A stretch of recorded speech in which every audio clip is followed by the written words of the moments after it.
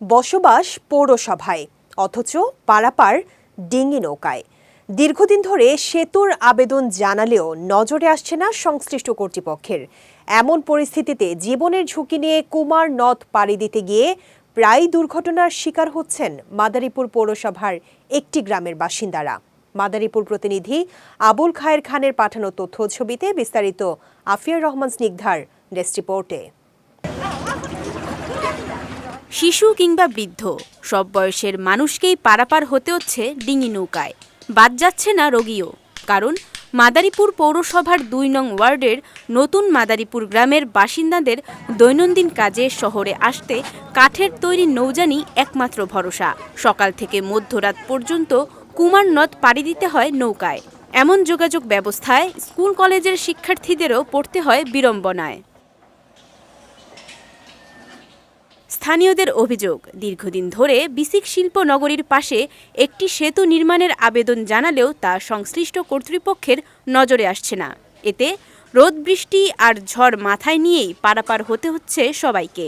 Bridge দরকার আমাদের যাতায়াতের জন্য, আমাদের সুবিধার জন্য, আর আমাদের মেহনতি কাজের মানুষের অনেক পরিশ্রম হয়। যেমন যে মুরব্বী যারা আছে তারা উঠতে নামতে কষ্ট হয়।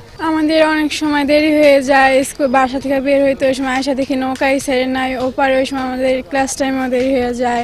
যে বাচ্চা কাচ্চা স্কুলে যায়, ছোট ওরা 7 বছর 8 বছর, ওদের নিয়ে এই নৌকা পারাপার করতে গেলে আমরা ভয় পাই কখন একটা নৌকা বুইড়ে যায়।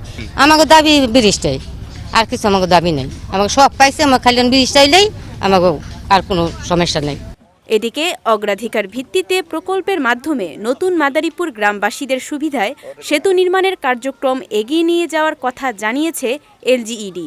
যেহেতু বর্তমানে কোনো ডিপিপি তৈরির কোনো প্রক্রিয়া নেই কিংবা নতুন কোনো প্রস্তাবনা আসেনি, সেই হিসাবে এই মুহূর্তে তড়িৎ গতিতে এটা হচ্ছে না। তবে যখনই আসবে ওইটা অগ্রাধিকার ভিত্তিতে বিবেচনা করব।